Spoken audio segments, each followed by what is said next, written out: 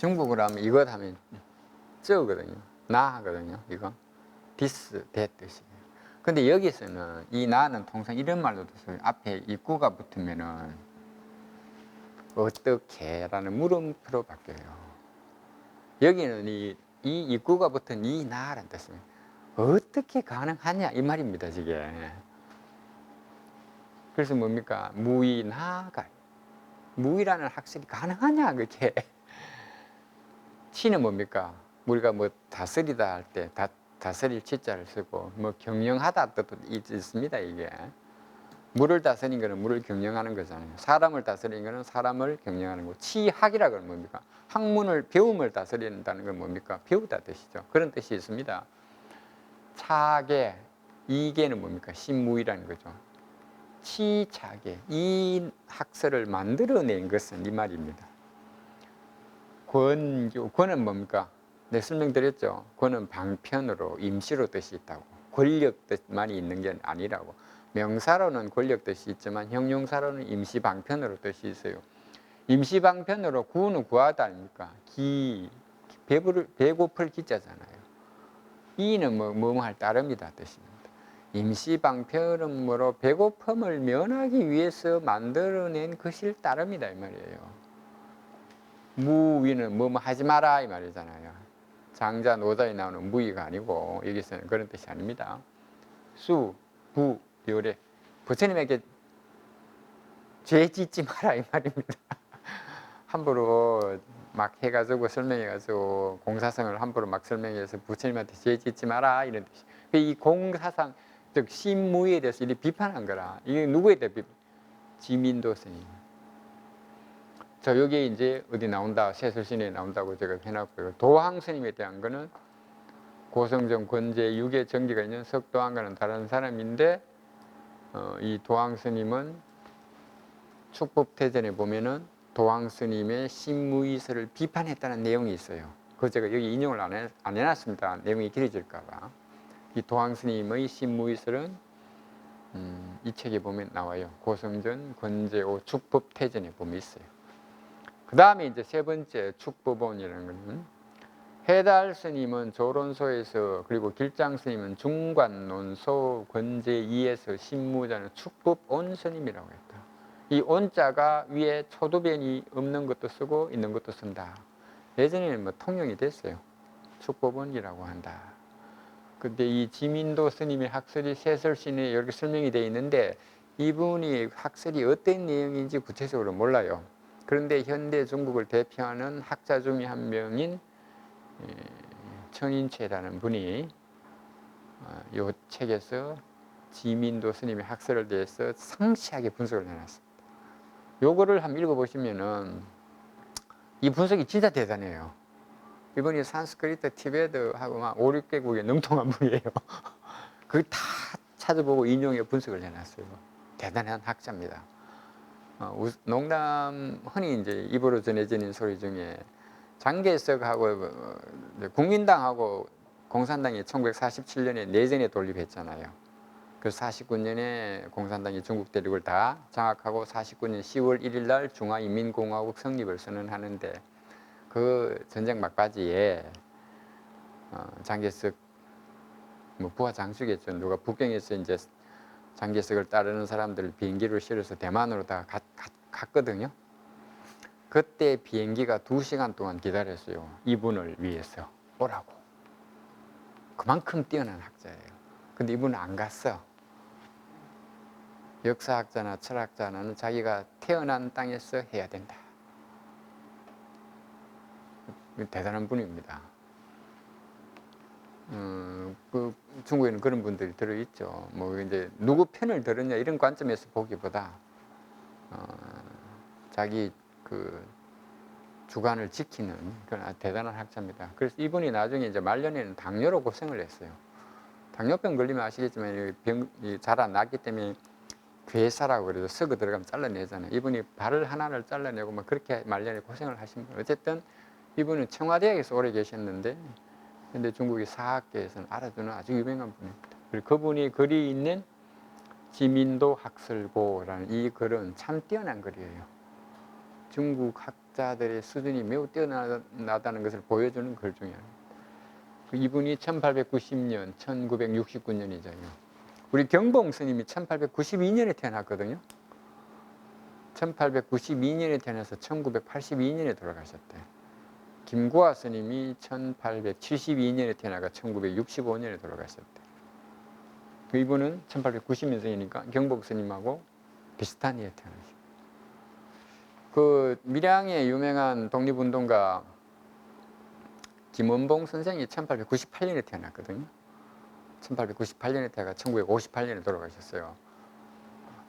이분은 1890년생. 자, 이제 신무자에 대해서는 대충 좀 이해하셨을로 할 것으로 보고, 다음에 이제 적색자로 한번 넘어가 볼게요.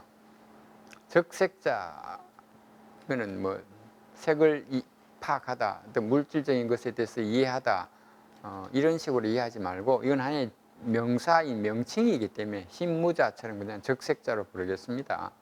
명은 동사입니다. 색부자색, 색은 스스로 색이 되지 못함을 설명했다 이거예요. 여기서 끊어줘야 돼요. 그래서 수색, 비록 물질적인 형태를 가진 색이지만은 색이 아니다. 이거는 공을 좀 이해한 거죠. 제가 설명을 여러 번 드렸잖아요. 죽비이지만 죽비가 아니라고. 이건 어쨌든 이해를 했잖아요. 색부자색, 색은 스스로 색이 되지 못한다니까. 그래서 이제 요 성교수님 어떻게 설명했는지 한번 볼게요. 부, 이른바 은색, 색이라는 것은 단당 색적색. 다만 당연히 색이 바로 색이지, 이 죽비가 바로 죽비지, 기대, 어찌 기다리겠느냐죠. 기는 어찌 기자잖아요. 어찌 기다리겠느냐, 뭘 기다려? 색. 이게 이제 중요합니다. 그 설명이 있죠. 앞에 색은 동사고 뒤에 색은 명사라고. 그럼 뭡니까? 색을 색으로 부르다 이거예요. 그 무슨 말인데? 죽비를 죽비라고 부르다 이 말이죠. 그러면은 두 가지가 생기죠. 죽비라는 거 하나, 죽비라는 말 하나. 이해됩니까? 이거 잘 이해해야 돼요. 죽비라는 이 물건하고 죽비라고 우리가 부르는 말하고 이 두 가지가 생기잖아. 그래서 뭡니까? 색은 뭡니까? 색을 색으로 부르고 그 이후에 색을 죽비를 죽비라고 불러야만 이게 죽비가 되겠느냐 이 말이에요. 우리가 죽비라고 안 하더라도 이거는 죽비죠. 물론 명칭을 다르게 부를 수는 있죠. 그래서 색이라고 해놨잖아. 이걸 예를 들어서 연필로 부르든 죽비로 부르든 그거는 우리 사회에서 통용되면 돼요. 그런데 이걸 어떤 사물이라고 불러야만 사물이 되는 것은 아니라고. 우리가 이름을 안 붙여도 사물은 그대로 있는 거잖아요. 이해되시죠? 자, 그리고 이제 이 적색자는 직은 발을 직자는 부사로 단지 이런 뜻이에요. 형용사는 바르다, 정직하다 이런 뜻이지만 이 동사입니다. 말했다, 뭘? 색부자색. 색이 스스로 색이 되지 못함을 말했다. 이거는 맞잖아. 색은 인과 연의 결합으로 태어나기 때문에. 근데 미령, 영은 깨닫다 뜻이잖아요. 깨닫지 못했던 뭘? 색지 비색. 색이 공한 것을 깨닫지. 색이 비색이 공이죠. 색이 공함을 깨닫지 못했다. 무슨 말인데? 이 죽비하고 죽비라고 부르는 말이 있으면은 죽비 자체는 공한 거잖아요. 이분들 생각은 죽비라고 부른 이 말은 공하지 않다고 생각한 거예요. 그래서 색이라고 했죠. 색. 죽비가 공하면은 죽비라고 부르는 이 말도 공하죠. 제가 설명드렸잖아요. 문자, 언어도 공하다고. 문자, 성공. 근데 적색자는 죽비, 이 실물은 공하지만 죽비라고 우리가 붙인 그 말은 공하지 않다고 생각한 거예요. 그래서 이 말이잖아요. 색부자색. 죽비는 죽비가 아님을, 즉 공함을 말했지만은 자체, 그걸 색이라고 부른 그 말도 공하다는 것은 알지 못했다고. 그것도 약간 좀 공사상을 정확하게 이해를 못한 거죠. 그럼 이 지도림 스님에 대해서 한번 알아볼게요. 저 131번이네요. 여기 있네. 적색자의 대표자는 지도림 스님, 대략 314에서 366. 세설신 문학편에 그에 관한 기록과 적색종에 대한 설명이 적지 않다. 문학편에 이분에 대한 기록이 많다는 건 이분이 그만큼 뛰어나다는 거죠. 아까는 가율편이었잖아요. 문학이라는 게 우리가 지금 말하는 그런 문학하고 의미가 좀 다릅니다. 여기 이제 설명이 나옵니다. 지도림집, 묘간장운, 부, 색지성야, 부자유색, 색부자유, 수색이공, 고왈, 색적 위공, 색부이공. 이게 중요합니다. 마지막에. 색이 공이 된다. 그러나 색은 또한 공과 다르다. 이렇게 말했다. 아니, 색이 공이 되면 색과 공이 또한 다르다 그런 것은 무슨 의미일까를 생각을 해보시면 아까 제가 말씀드린 대로 이 죽비라는 사물하고 죽비라고 우리가 부린 말하고를 달리 구분해서 봤다는 거죠. 죽비라는 이 사물은 공하다고 인정을 했는데 우리가 이걸 죽비라고 붙인 그 말은 공하지 않다. 오늘 제가 번역하신 걸 쭉 보시면 이해가 될 것 같습니다. 그래서 뭡니까? 물질적 존재는 공이 되지만 물질적 존재는 공과 다르다. 그게 뭡니까? 개념화된 말은 공이 아니다. 뭐 그런 게 아마 있었던 것 같아요. 이 인용문에서는 정확하게 드러나지 않습니다. 근데 성조 스님의 이 말과 연관해서 보면은 뭐 어느 정도 이해가 가능합니다. 이 지도림 스님은 진짜 뛰어난 분입니다. 이분은 학을 좋아했어요.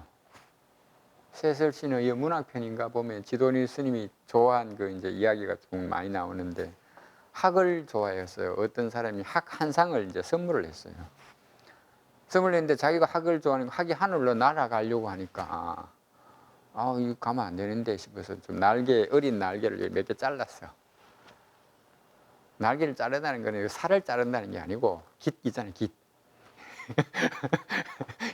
깃을 잘라버리면 못 날잖아. 그 이제 그 자르고 며칠 뒤에 학을 보니까 학이 되게 슬픈 표정을 짓거든요. 못 날아가잖아요. 그러니까 또 이제 측은한 마음이 들은가 봐. 지도림 스님이. 야, 미안한데, 그래. 니도 자유롭게 살기 위해서 태어났는데 내가 니의 본성, 날고자 하는 본성을 막아서 미안하다. 그래, 내가 너를 잘 키워줄 테니까 날개가 나면 다시 날아가라. 그래, 날려보냈다는 그런 이야기가 있어요. 그 이분이 뭡니까? 자기가 비록 학을 좋아하지만 학의 본성을 살려준 분이라는 거지. 지 입맛에 맞게 이렇게 가둔 게 아니고 그런 설명이 많아요. 요거 세실스니에 보면은. 자, 근데 좀 이해가 됩니까, 이거? 적색자에 대해서. 신무자하고 적색자가 좀 수준이 좀 높죠? 느낌 잘 안 옵니까? 자, 법무자 한번 봅시다. 법무자. 이 법무자가 한국에서도 이 법무라는 말에 대해서 오해를, 어떤 분들은 법과 무에 대해서 오해를 하다 보면 이 법무에 대해서 공과 무에 대해서 제가 다시 한번 설명을 드릴게요. 무라는 거는 예를 들어서 제가 이 공간에 있다가 밖에서 누가 불러서 내가 나가버리면은 조모씨 여기 없다 할 때 그거는 무예요. 공이라는 거는 설사 내가 이 자리에 없어도 공할 수가 있어요. 밖에 있든 안에 있든. 왜? 공은 인과 인의 결합으로 나타난 현상에 대한 설명이기 때문에 이 죽비가 있지만 이 죽비는 대나무하고 뭐 오칠하고 인간의 노력으로 나타났잖아요. 이 죽비가 어디 있든 이 죽비의 본성은 공한 거잖아. 안에 있든 밖에 있든 우리 눈에 보이든 우리 눈에 보이지 않든 공한 거라고. 왜? 모습은 있지만 이게 진정한 모습이 아니죠. 언젠가는 사라지기 때문에. 그렇지만 언젠가는 사라진다고 해서 이 모습이 없는 건 아니잖아. 죽비를 사용하기 때문에. 그래서 뭡니까? 비유비무라고 하죠. 그런 존재를 공이라고 표현합니다. 다시 말하면 이 세상이 우리 눈에 띄는 모든 존재, 생각도 마찬가지죠. 다 공한 존재예요. 그런 걸 공이라고 합니다. 공과 무의 차이를 아시겠죠? 이걸 알아야 법무자가 뭘 잘못했는지를 알 수가 있습니다. 법무자 한번 볼게요. 법무자는 정상의 무다.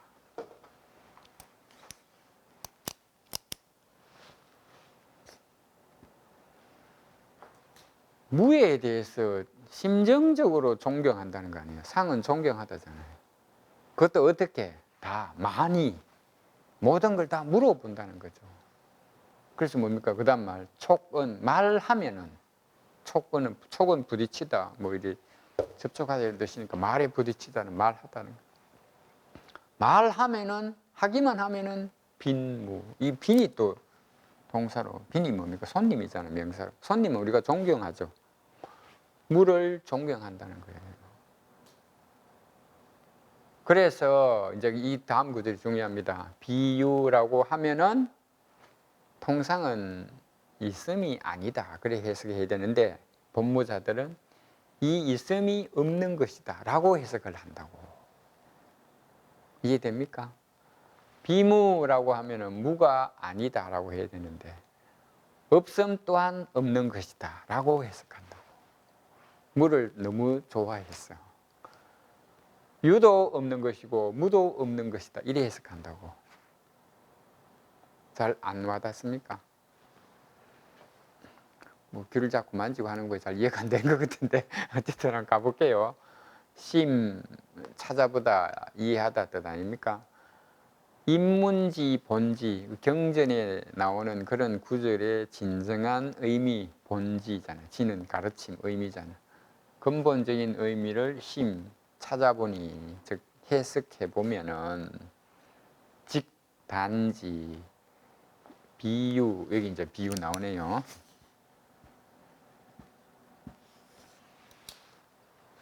비유, 이는 뭐뭐로서니까 비유로서 비진유, 참답게 있는 것이 아님을 설명한다 이거죠. 제가 아까 설명드린 이 죽비가 비유라고 했죠. 왜 비유입니까? 인과 연이 결합으로 태어났기 때문에. 본래부터 있었던 게 아니잖아요. 그래서 이거는 유가 아니라고. 유라는 것은 변함없이 항상 존재하는 걸 유라고 표현합니다. 이거는 죽비는 인간의 노력과 대나무하고 뭐 오칠 이런 게 결합해서 나타났기 때문에 항상 존재하는 게 아니잖아. 원시시대에 죽비 없었잖아요. 그런데 어느 날 인간의 노력과 대나무 이런 게 결합해서 인간의 기능이 사이가지고 이 죽비가 나와가지고 우리가 쓴다고 이래 때리면 돼. 그러면은 이런 거는 유가, 진정한 유가 아니라고. 그래서 진정한 유가 아님을 표현한 말이 비유라 이거지. 여기 비유처럼 유도 없는 것이다라는 뜻이 아니라고. 그리고 비무는 비진무, 이는 귀자, 이거는 몸을 따름이다 뜻입니다. 참다운 없음이 아님을 설명하는 말이지 무가 없다는 것이 비무라 이 뜻이 아니라고. 요거 비유, 요 구절하고 요 구절 대비되죠. 요걸 해석을 잘해야 돼요. 비유, 유적무를 비무, 무역무하고 비유, 비진유, 비무, 비진무 요 차이를 정확하게 아셔야 됩니다.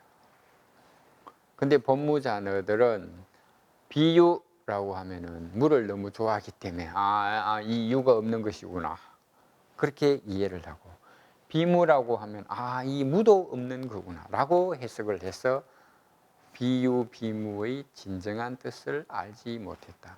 그러면 비유, 비무의 진정한 뜻이 뭔데? 비유는 비진유, 참답게 변함없이 존재하는 유라는 것은 없다는 거예요. 그래서 그게 비유다. 그럼 비무는 뭔데? 영원히 존재하는 것이 없지만은 이 죽비라는 임시적인 존재는 있잖아요. 진무라는 건 아무것도 없는 게예요. 그게 아니라고. 비진무잖아. 자, 그 다음 한거 볼게요. 하필. 야, 니 하필 뭐 그때 갔냐? 우리 그런 말 하잖아요. 여기서 나온 말입니다. 하필. 비유, 비유라고 말하는 것이 어떻게 이 있음이 없는 것이며, 요걸 비판하는 겁니다. 비무, 비무. 비무라는 것이 어떻게 그 없음이 없는 것이겠느냐 이 말이죠. 또 이게 무자는 동사입니다. 이게 목적어고, 이 있음, 그 없음이 없는 것이 아니라고. 그래서 법무자들은 좋아하다잖아요. 직은 단지고. 무지탐, 무에 관한 이야기를 좋아하는 무리지. 어떻게 위 말하다 순통사실, 사물의 실제 정황, 공사상에 대해서 정확하게 이야기해서 순통하는 그런 이치가 있느냐. 순통은 뭡니까? 맞아서 통하는 거잖아요. 그게 아니라는 거지. 즉 물지정, 물지정이 뭡니까? 이때 정은 본성이에요. 사물의 본성이 뭐죠? 공한 거잖아요. 이때 적은 뭡니까? 이해하다, 깨닫다. 사물의 본성을 이해한 것이겠느냐. 기부터 여기까지 다 걸립니다.